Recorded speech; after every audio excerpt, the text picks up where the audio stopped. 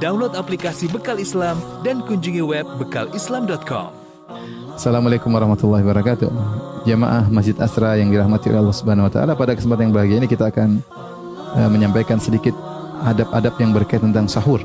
Saya bacakan hadis dari Sahih Al-Bukhari dari Anas bin Malik an Zaid bin Sabit, dari Zaid bin Sabit radhiyallahu taala anhu, beliau berkata, "Tasaharna ma'an Nabi sallallahu alaihi wasallam, thumma qama ila salat."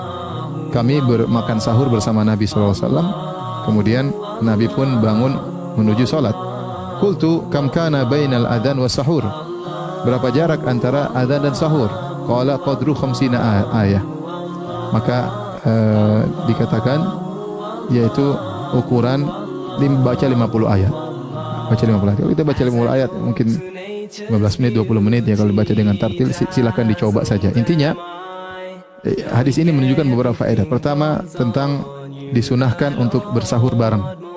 Jadi sunnah bukan cuma buka bareng, bukan cuma bukber, ada juga sarber ya, sahur bareng ya. Buktinya Zaid bin Sabit sampai makan sahur bersama Nabi. Ini padahal di malam hari. Dan bahkan kata para ulama sampai Zaid harus keluar dari rumahnya untuk bertemu dengan Nabi, sengaja untuk bisa makan sahur bersama Nabi sallallahu alaihi wasallam. Oleh karena makan sahur bareng juga disunnahkan, tentunya jika tidak merepotkan ya.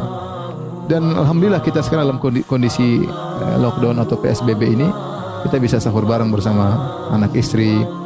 Dan tidak ada salahnya misalnya sambil sahur kemudian kita, orang tua mungkin yang jauh atau kerabat yang jauh, kita bisa video call sambil berbincang-bincang dengan mereka sembari makan. Maka ini juga insya Allah terasa seakan-akan makan bareng ya.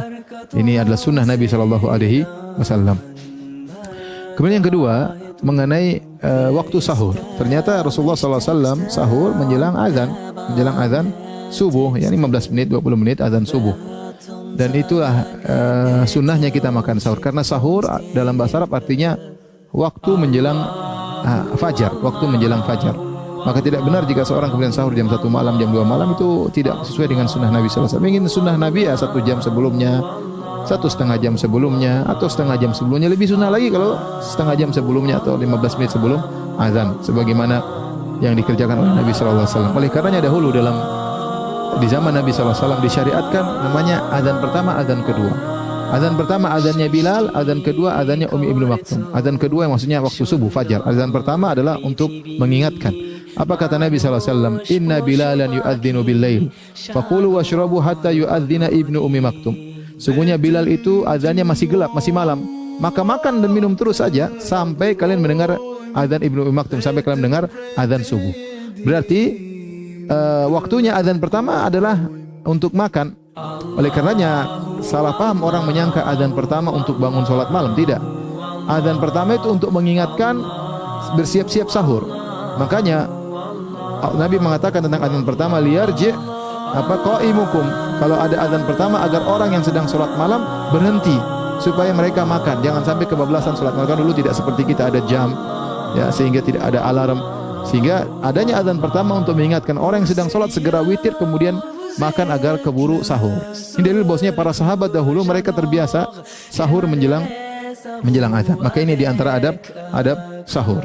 Kemudian Nabi sallallahu alaihi wasallam mengatakan, tasaharu fa inna fi sahuri barakah. Bersahurlah karena dalam sahur itu keberkahan. Maka seorang tatkala makan sahur ya, hendaknya dia menghabisi makanan sahur tersebut, karena makan sahur berkah ya. Bahkan walau jur'atan min ma, meskipun dia terlambat hanya seteguk air minum, itu berkah, karena keberkahan tersebut akan mempengaruhi hatinya di siang hari. Dia akan semangat untuk baca Quran, kemudian dia semangat untuk beribadah, dan dia bisa punya energi untuk melaksanakan aktivitasnya. Maka sahur itu bukan masalah sok-sok kuat-kuatan. Jangan mengatakan saya sudah kuat, saya enggak sahur, saya kuat, tidak apa-apa. Ya saya mau diet, saya enggak sahur. Bukan masalah diet-dietan, bukan masalah kuat-kuatan. Sahur itu berkah.